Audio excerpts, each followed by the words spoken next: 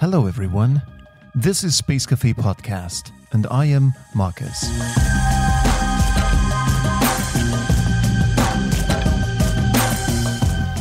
Today on the show is a lawyer from the European Space Agency, ESA, and we are super happy about that.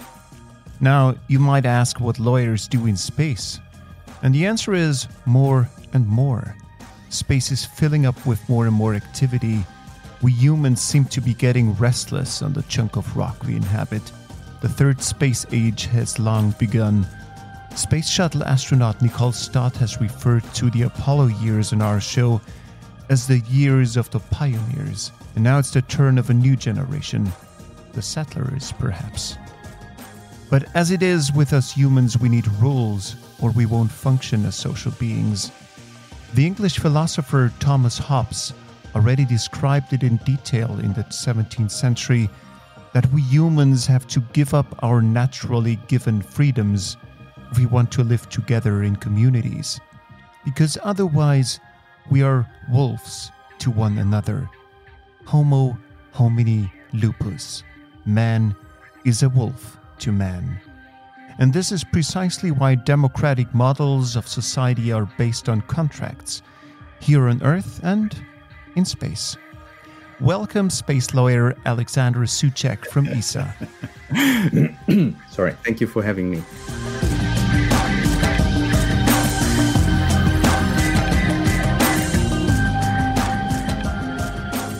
Alex, some say that if you want to get a project done in time, you shouldn't engage lawyers too much. The space industry undergoes a rapid evolution these days. So can jurisdiction keep up with the pace of technological progress? You know, I have heard this sentence very often. It actually takes me back to the times when I've done an internship at the NASA Goddard Space Flight Center, NASA headquarters, back in 2003. And I remember walking in a room at Goddard filled with scientists and engineers, and welcoming as many friends in the US are. They said, "Oh, hi, Alex, from Europe, wonderful. So what's your background?" And I said, "I'm a lawyer." And you could feel the temperature change in the room and say, oh, well, nevertheless, come here, sit down.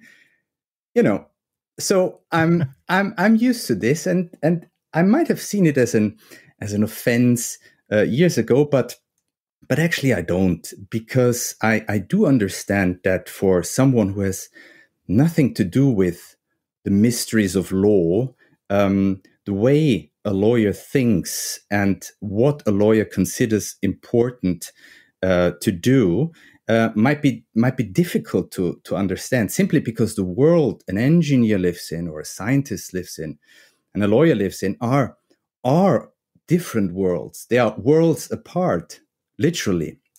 Is the pace of technological evolution as it is happening right now a hindrance to your work? Because I could imagine that trying to get all those contracts in place and do all the negotiations necessary to build a legal framework for a new kind of space-related endeavor, is it possible to keep up with the pace of the actual endeavor? It's a challenge.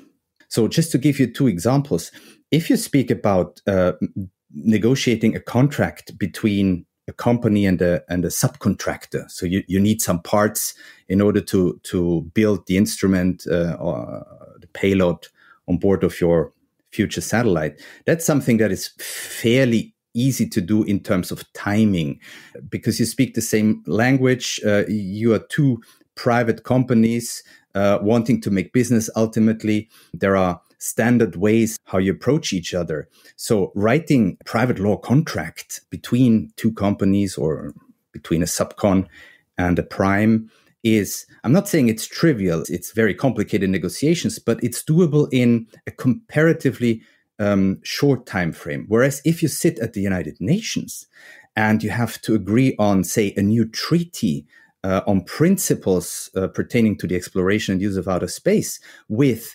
100 governments all around the world, then this is by its nature already much more complex. And you're absolutely right, a challenge when you have to react or accompany a field like modern space where developments go so fast, which is absolutely exciting. But yes, keeping up is not always easy. Wow. So tell me, what's your personal favorite space project currently? Oh, of course, you're with ESA, so you're a little biased here, but what fascinates you most at the moment? Look, see, this is the diplomat in me and the lawyer. So the first answer is it depends, of course. So this off the top of your head is always a tricky question with a lawyer. No, but seriously speaking, I since early childhood days was and still am a passionate astronomer. I love planetary exploration and human spaceflight, of course. Though the first 10 years of my professional life in ESA, I've worked in Earth observation.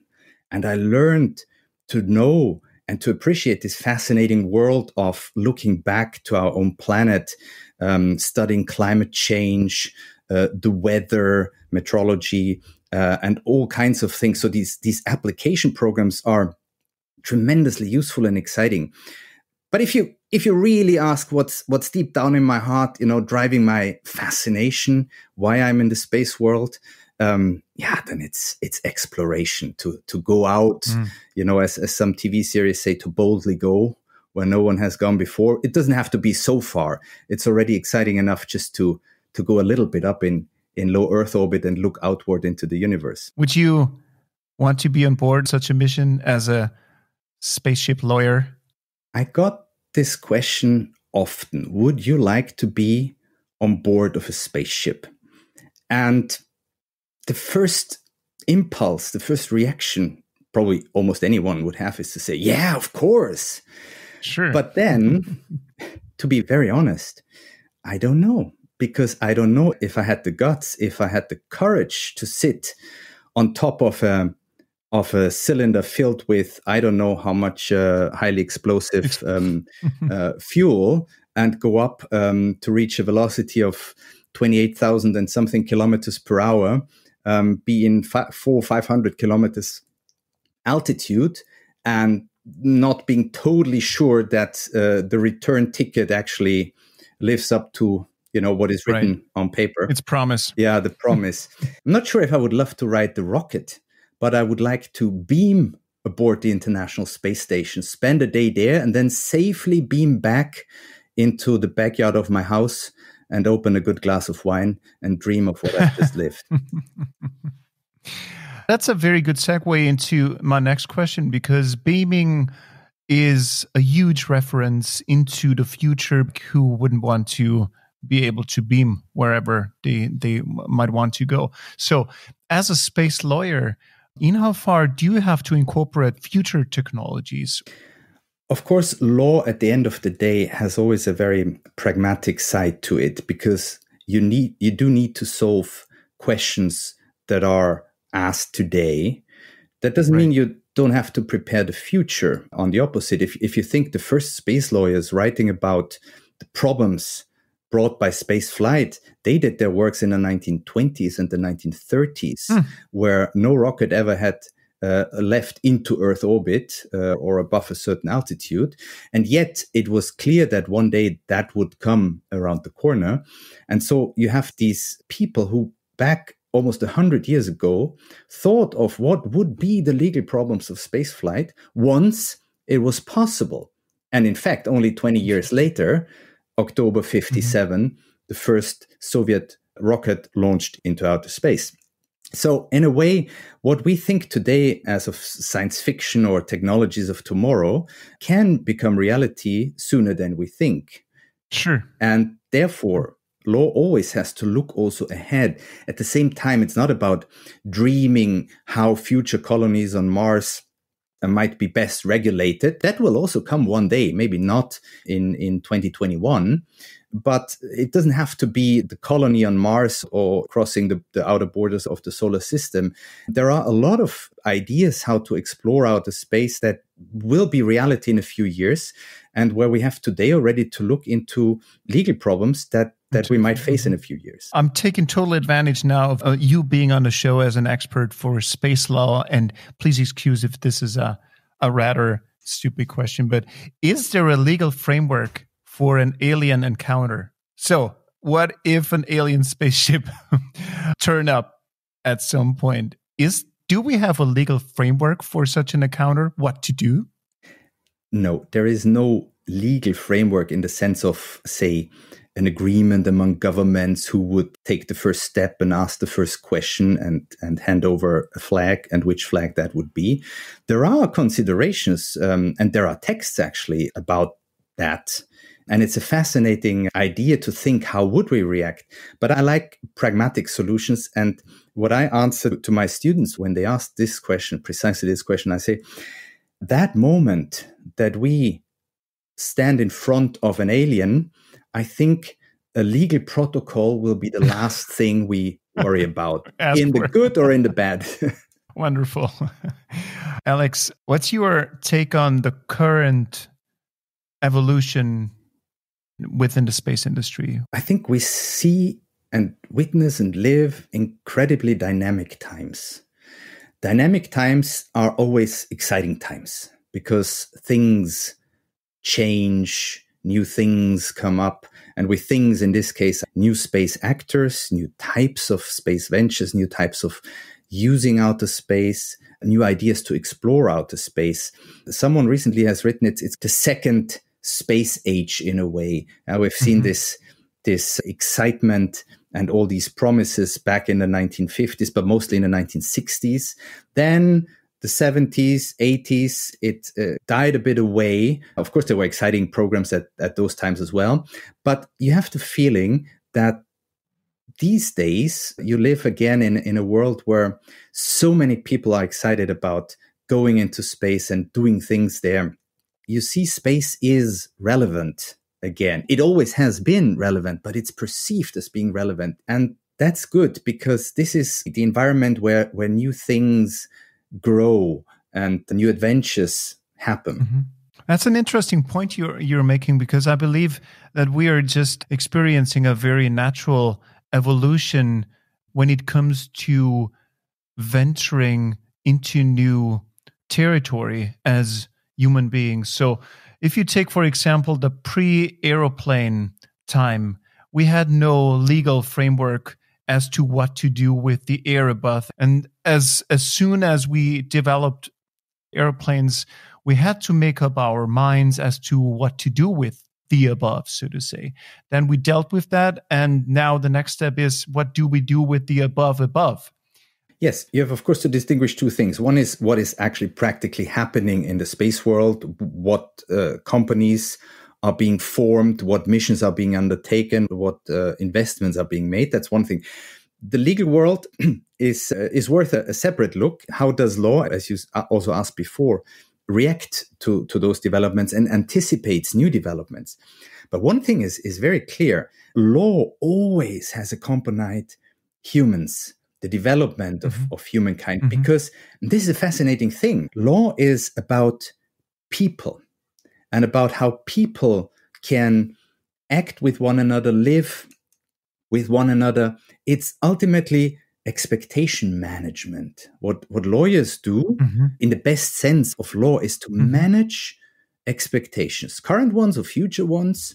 And so the more expectations change and grow, the more law has also to be developed or adapted or interpreted in different ways than it had been before. And this makes it so fascinating because it's a quest that will never stop, that will never end. Let me give you a nice image of the past.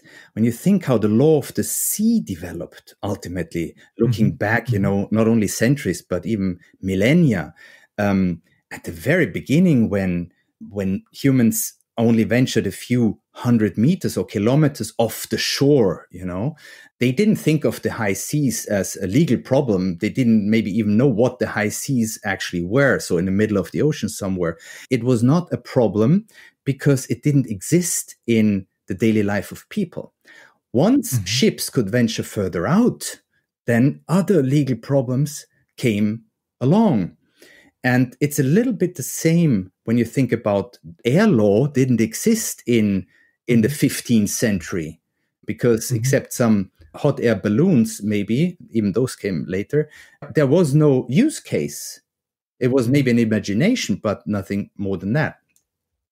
And so air law was born when the first plane came. And space law was born when the first rockets stood on the launch pad. And that means internet, cyber law didn't exist 50 years ago, 60 years ago, because there was no cyberspace. And I'm sure if we have another interview in about 50 to 100 years, the two of us will speak about different legal problems, different than we could even imagine. Interplanetary law, interstellar law, for example. Whatever you want. Okay, cool. One of the most dynamic players these days is, of course, SpaceX in the space industry. And they seem to be doing whatever they just want to do. I have the impression that SpaceX is launching CubeSats by the thousands every day. I'm exaggerating here. So in how far is that covered by legal frameworks? In outer space, though we are far away from Earth, no one operates in a legal vacuum. There is a cascade of legal levels, principles, and rules. You can start at international level with the main principles how states, that is countries around the world, may use outer space or explore outer space. Very basic fundamental rules like that countries shall be liable for damages caused by their space objects. I'm simplifying here. Take responsibility, that countries should cooperate, that the use and exploration of outer space is free for all states around the world. Such basic principles.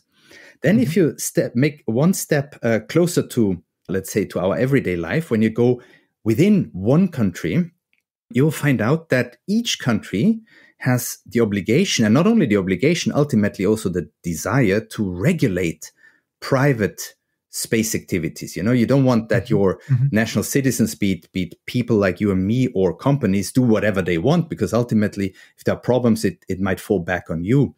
And so you have at national level something we call national space laws.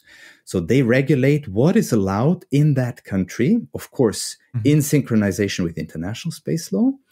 How can a company like the one you mentioned, like any other company, be authorized to do what it wants to do? So there is licensing processes, there are conditions, and there is a dialogue between companies and the authorities of the country that is, so to say, the host country.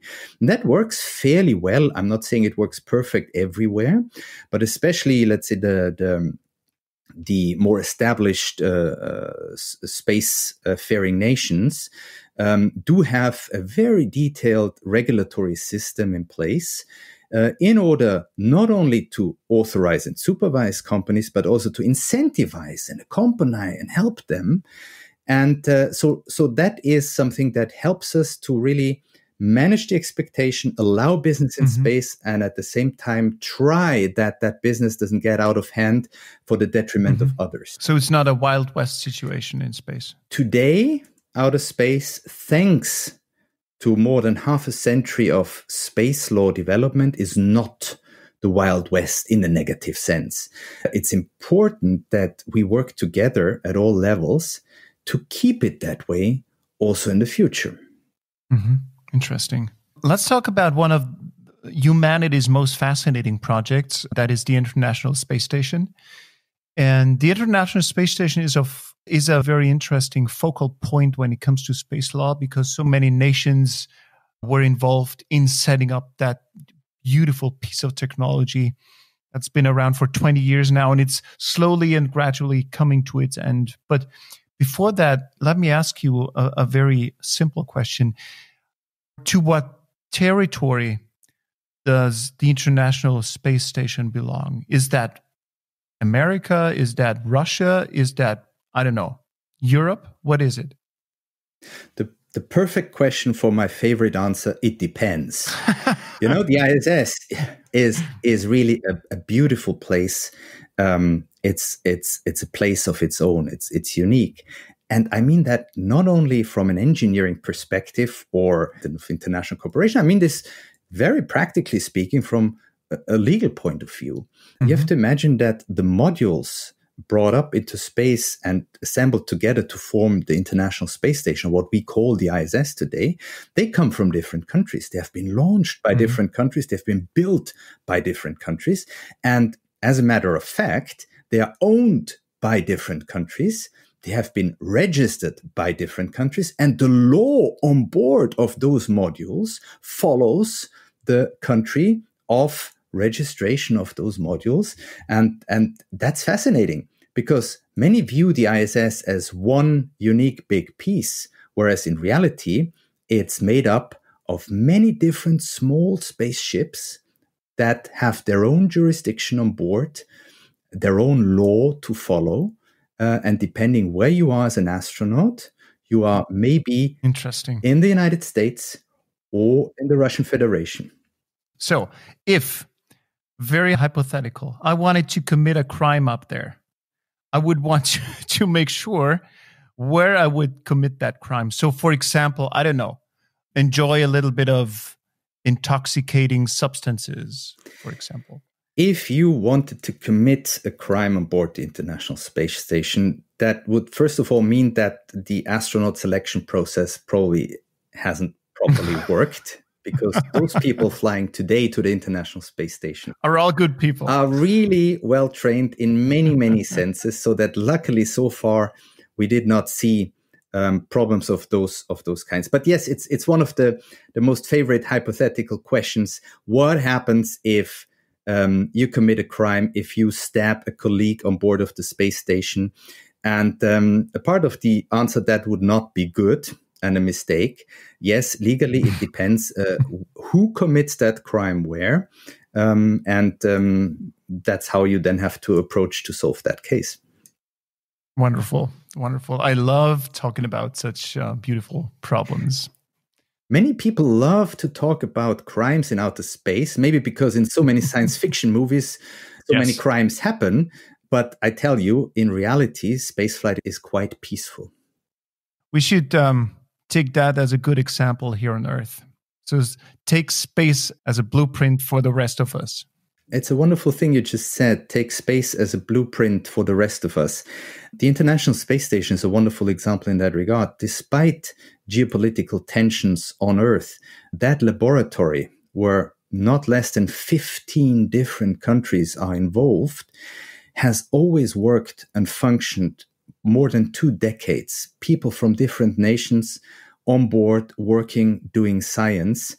And it's often taken as for granted that, of course, the ISS works. But there's a lot behind there. By the way, also legal arrangements and international agreement that ties those 15 countries together in a very clever way.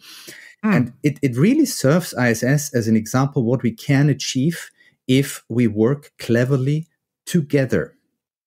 Is science the better United Nations? Science is a part of the United Nations in reality, by the way. Scientists speak a common language.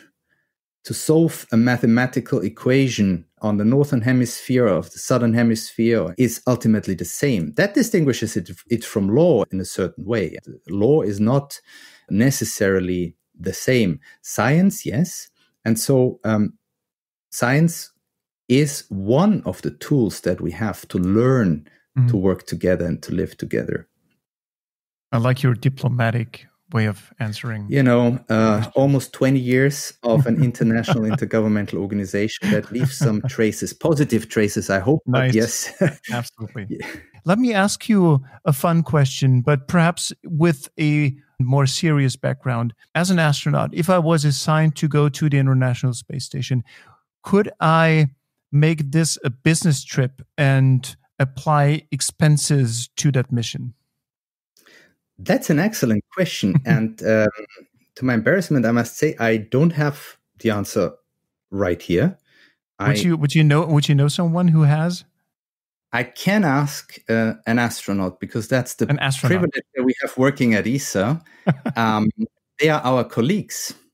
Wow. They have definitely the cooler office, but they are ESA employees just as we are. So you know what? I'll try my luck and I send a message and I ask the question. Seriously, is this serious now? Yeah, this is very, very serious. Okay, go ahead. Astronauts are human beings, and when they are not up there, they also have all kinds of jobs in ESA. And I ask one. Yes, I ask one. All right. That's super exclusive. Thank you so much for that. And you could also ask him as to if he had to bring his passport to the International Space Station. I can tell you that you don't have to show your passport when you fly through the hatch into the International Space Station. No. Let's stay on the International Space Station because it's nearing the end of its life. As far as I think, the program is officially packed at 2024, but NASA and other international partners are discussing an extension to at least 2028. But now it so happens that the space station at some point will want to return from whence it came. So it's only natural to want to keep the damage to a minimum so that the components, which weigh tons, sometimes don't fall on anyone's head here on Earth. But they have to fall somewhere, I guess. So now, how do you weigh up the different possibilities here on Earth? Who sits at the negotiating table, and how is such a matter being negotiated? Or do lawyers talk about it at all? Oh, yes, of course. When there is imminent danger around, a lawyer can't be far. And I mean this in a very practical sense. You do need, of course, to look at the legal dimension of something like that. Yes, in fact, the International Space Station currently running until 2024, but possibly longer than that, one day will, in all likelihood, come down again, at least since Sir Isaac Newton. Things in low Earth orbit tend to come down. The ISS does that every hour. Now that we speak, it comes down, just that we push it back up where we want to have it every few weeks or month. Now, one day, indeed, the day will come that the International Space Station will return to Earth, will be deorbited, and that will be quite a spectacular event for the sheer mass of it. And we can expect that not all will burn up during the atmospheric re-entry, though it will disintegrate in all kinds of pieces and burn to a certain extent. But yes, some pieces will impact Earth. And there, it's a very interesting coordination between engineers, so those who actually have designed the space station, and to accompany the life of the space station, of scientists, orbital mechanics experts to calculate the trajectory that ISS will take coming back, but also of lawyers, to a lesser extent, looking into what are the requirements that we have to observe if we have room and margin of maneuver, of course. What should we avoid? Whom do we have to alert? What kind of precautionary measures beyond technical measures do we have to take? And what happens if something happens? It's, by the way, not the first time that a space station will come back. We have had it in the past, Skylab, the Salyut stations, and most of all, Mir. When Mir came back in 2001, that was, I believe, 86 tons or so. That was quite an event and triggered also, of course, legal considerations. And on a lesser extent, we have that even in the European Space Agency. I wouldn't say it's a daily business, but I've seen it in my career several times that satellites come back. And sometimes you have what you call an uncontrolled re-entry. So you cannot exactly predict. I like that terminology, uncontrolled re-entry. It's just crash, right?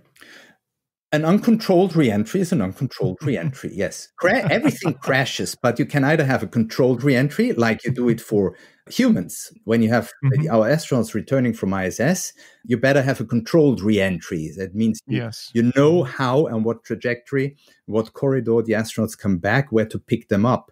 Then you have semi-controlled re-entry, where you can give some sort of last push to a space object in order to at least limit the geographical area where that space object comes down. And then you have the uncontrolled re-entries, where it's a bit a question of luck where it comes down.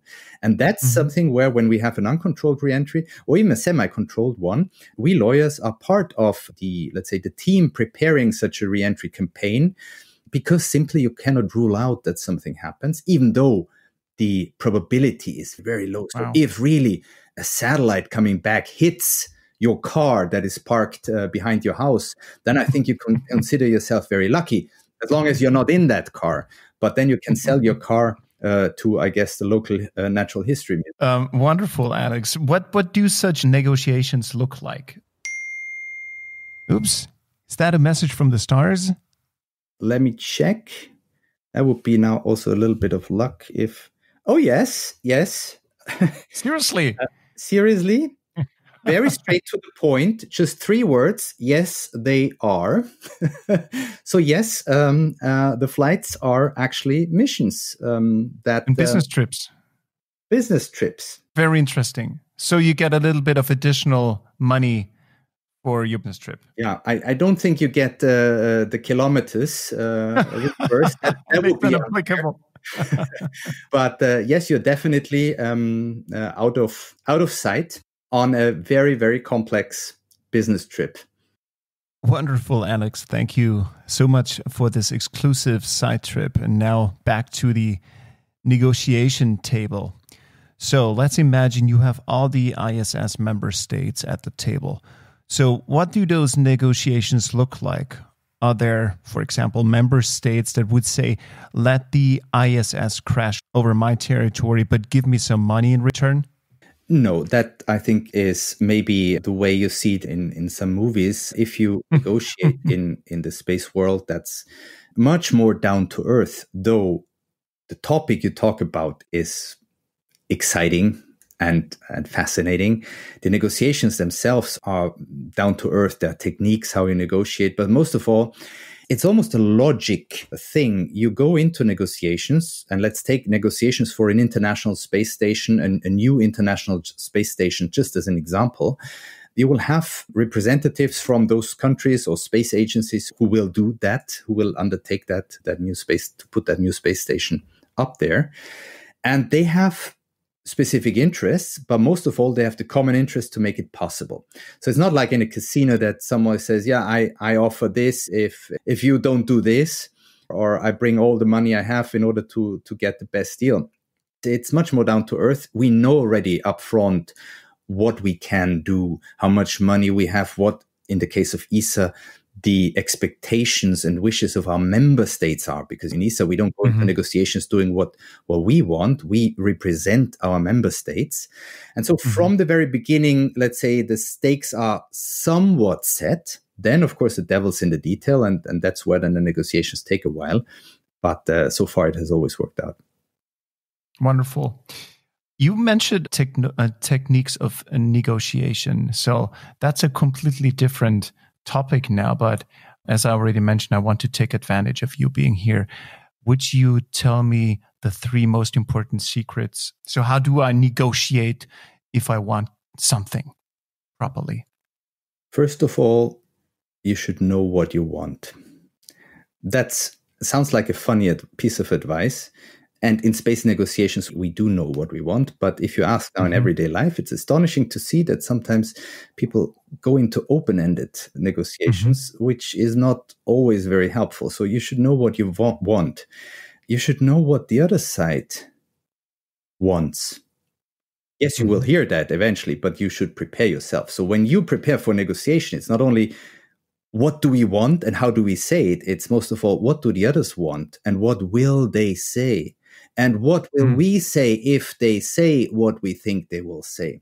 And how will we react if they don't say what we think they will say? So in a way, successful negotiations need anticipation and need a good deal of psychology to think with the head of the other side. Also, how can we help them to carry home a success they need?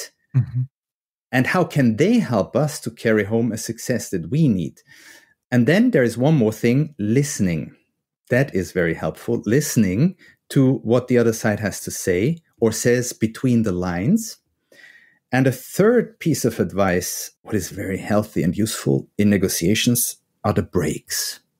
Coffee breaks. When you actually interrupt, when you go to the coffee machine. In the evenings, when you have the privilege, like when we negotiate, for example, with our colleagues in NASA and they come over to Europe or we come over to the US, And we meet. And then in the evening, you go for dinner, or you meet in the morning at the coffee machine. There you can build personal relations. And at the end of the day, personal relations, becoming friends, or at least understanding each other, being familiar to one another, that helps so much to achieve negotiations. It reminds me a little bit of playing chess, because playing chess also means to anticipate the moves of the other. Absolutely. I'm a passionate chess player, not a good one necessarily, but I like chess a lot. And it's exactly that. Having said this, not all negotiations are the same. It's very different sitting at the United Nations negotiating a diplomatic phrase in a treaty or in a resolution, let's say, a non-legally binding resolution, or sitting at industrial negotiations where it's about the money that you ultimately have to pay or triggering an insurance clause. So I'm not saying all negotiations look the same, and there might be cases where it's much less pleasant than these international negotiations are. Pleasant in the sense that it's a different spirit, it's a different pace, and different things are at stake when you sit with international partners to negotiate.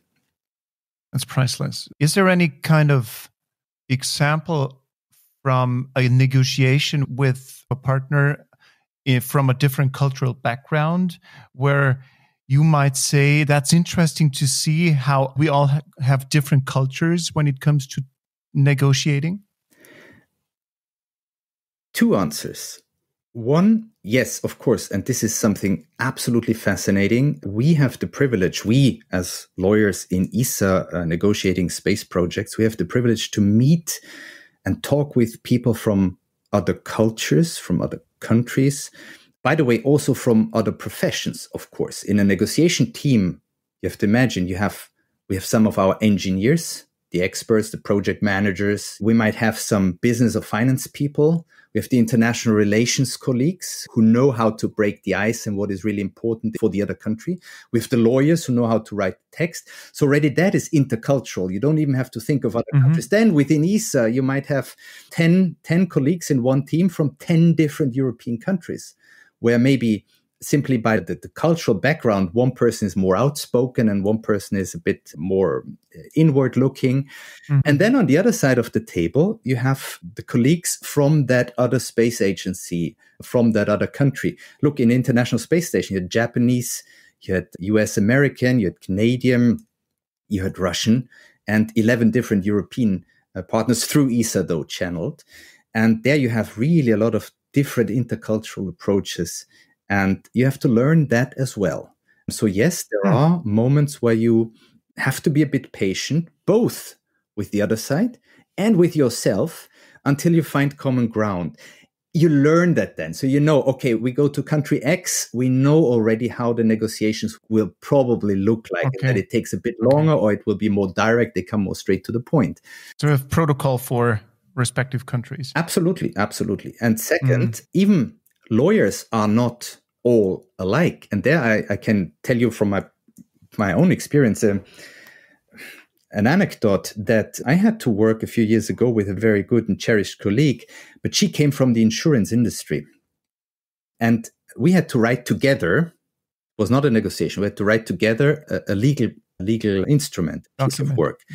And I come more from this international law, United Nations, international organization background.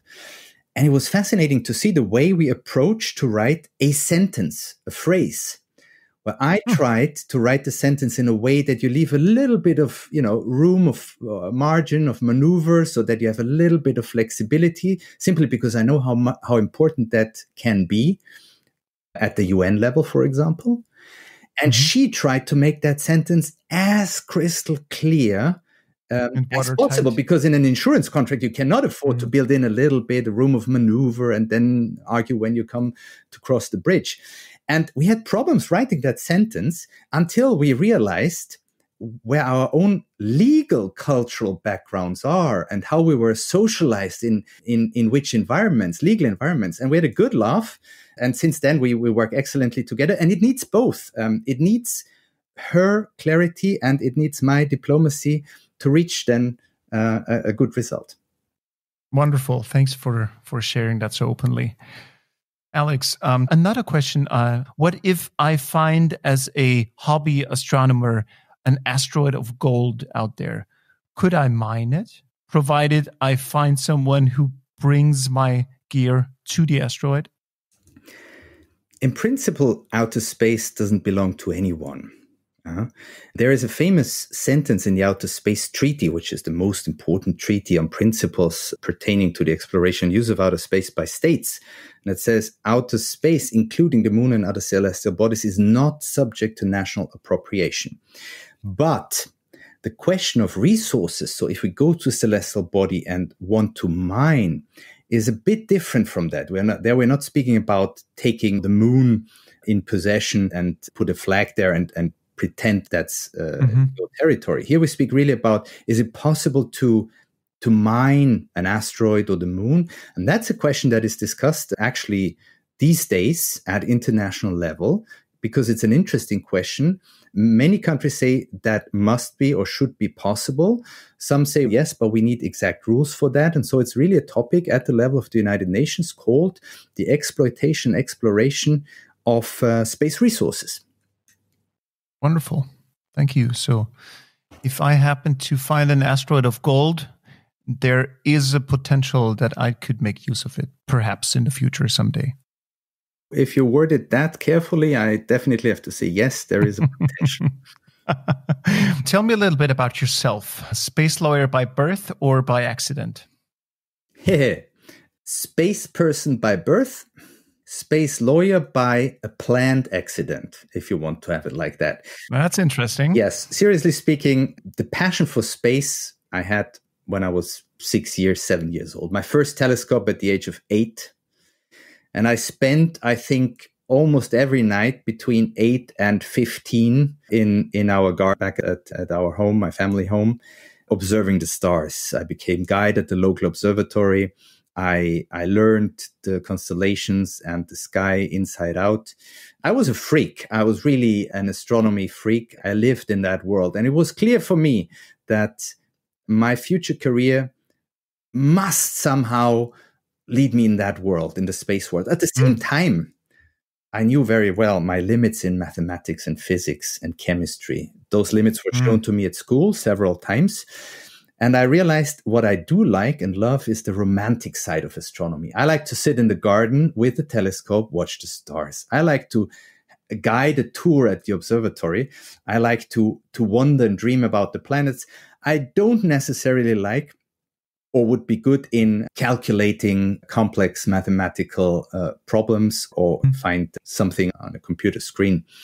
And so when the question was, do I study astronomy or not? And I talked to a lot of real astronomers, astrophysicists, and I realized that's actually studying physics. I said to myself, boy, not the best idea. Keep space as your passion. Don't make it your profession. But I found a back door, space through a back door. And I'm really happy to be in the space world, though not as an engineer scientist, who I really esteem and find wonderful, but as a lawyer, that's something that's much closer to my heart. Mm-hmm. Interesting. Tell me a little bit about that time. What made you consider yourself a freak? Well, maybe at that time I wouldn't have called myself a freak because, you know, these sort of labels you give to yourself from a distance. Actually, the other day I had this binder in my hand with the protocols I wrote back then. You know, you must imagine at those times we still had typewriters, you know, where with two fingers I was writing a type of template for an observation protocol. So weather, day, of course, date, time, weather, observed objects, and so on. I wrote that on a typewriter, and since I couldn't get exactly the perfect template, I actually cut out the words and then glued them on an empty sheet of paper. And then I asked my dad, going to work, that in a Xerox copy machine, he would actually make some copies for me because there was no other way to make more templates. And make it look real. Right? We speak here about the 1980s. And he came home from work and had these, 20, 30 copies. And those were my observation protocols. And those I filled out with passion, and I still have them here. And sometimes I look into them, the ink has faded maybe a bit over the years, but still when I look at them, it's all as if it was yesterday, sitting there alone in the garden behind the telescope and watching. And my mom occasionally at the window saying, hey, it's now 1:30 in the morning. Don't you want to come to bed?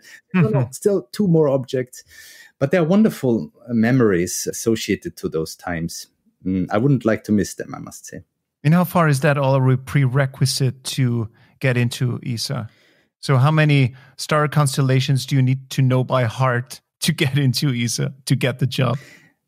My students often ask me, what do I need to get a job at ESA, for example? Now, there is one honest answer, of course, and that is to a certain extent, you have to be lucky. You're not the only one applying for a job.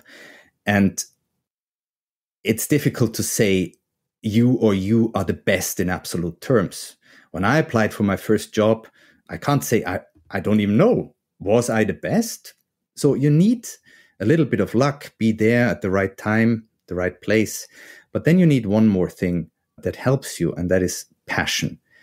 If you apply for a job and at the end of the day, you don't care, that's not the best. That wouldn't be the right way to approach things. You would miss something. And I tell you, passion and the desire to understand what you're doing help you a great deal.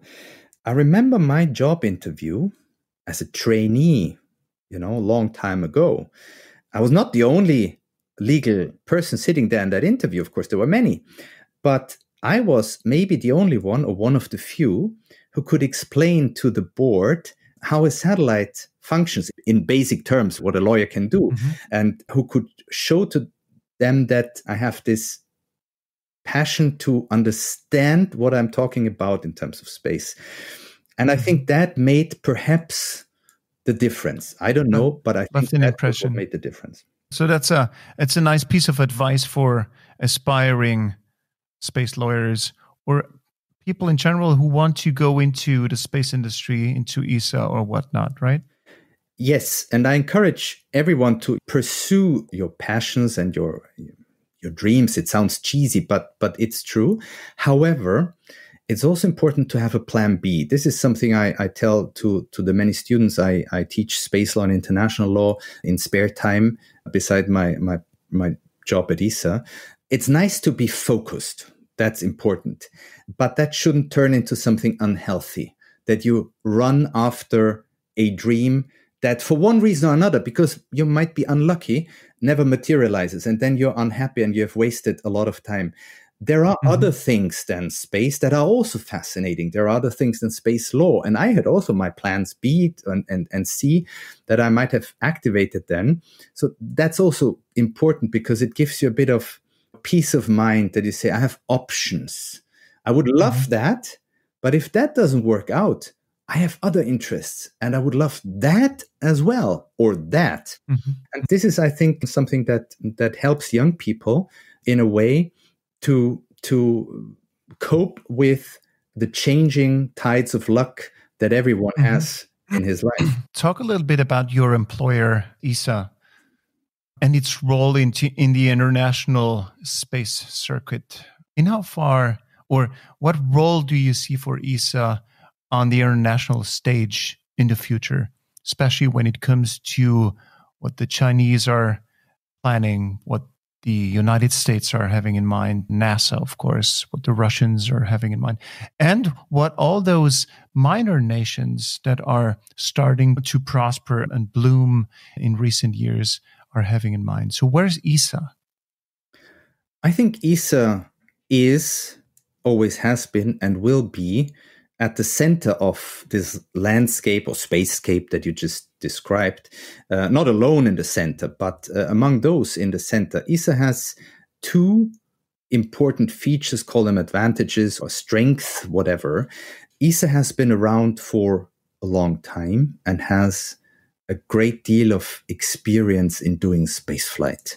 So it's a space actor, it's a space agency. At the same time, ESA is an international organization. It's in itself a mechanism of international cooperation. So it has also a great deal of experience in bringing governments and states together and doing things together. Now, the combination of that is really an asset also for the future. We know how to talk to others in order to make things happen, and we have made things happen again and again. That's not to boast or to be a reason to put the hands on the desk and not move anymore. But these are the two strengths that I would see ESA as having. Mm-hmm. So why is NASA still so visible? Why do I still, when I go to H&M or whatnot, and why do I find NASA logos on the sweaters and not ESA logos? Why is that? Let me start by saying there are very cool ESA sweaters and jackets already out there, and T-shirts that, of course, as a matter of fact, I wear when I go to the beach. The ESA T-shirt. But aside of that, don't forget NASA, the NASA logo. It's not only a brand, it's almost part of pop culture already.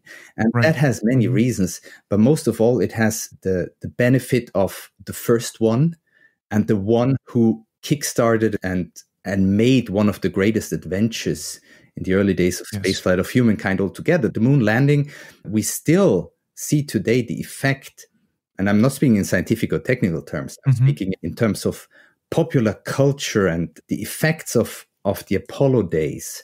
This logo is just something much bigger than the logo of a space agency.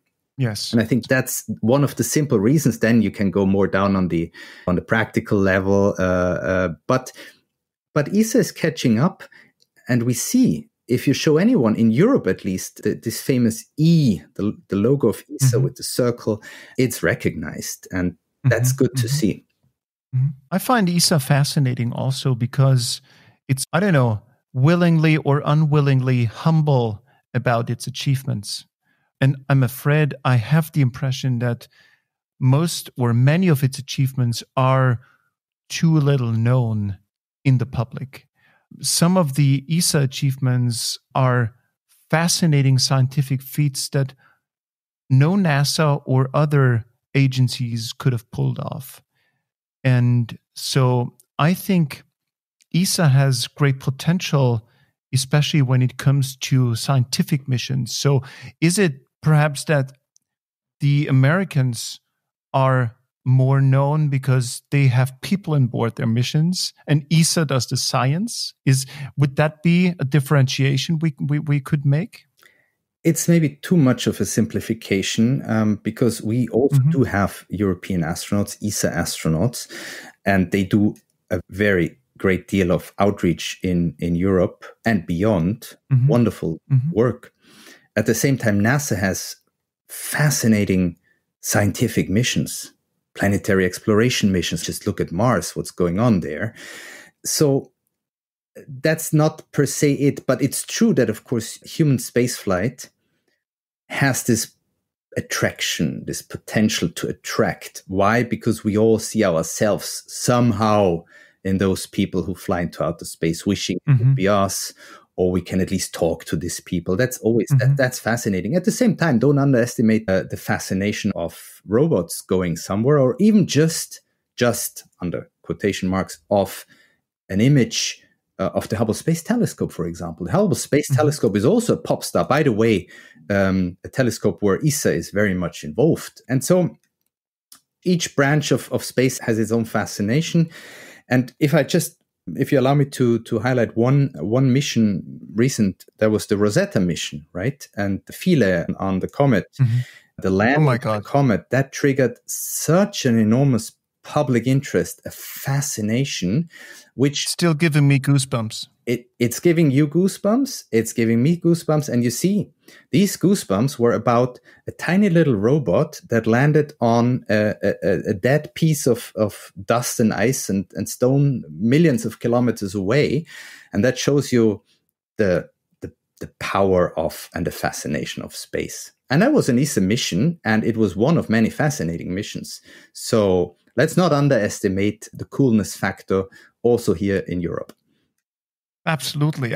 So it's super cool because this little robot, Philae, is still sitting in that spot as we speak right now. And I find that heartbreakingly fascinating because this little piece, it's sitting there and never coming back again.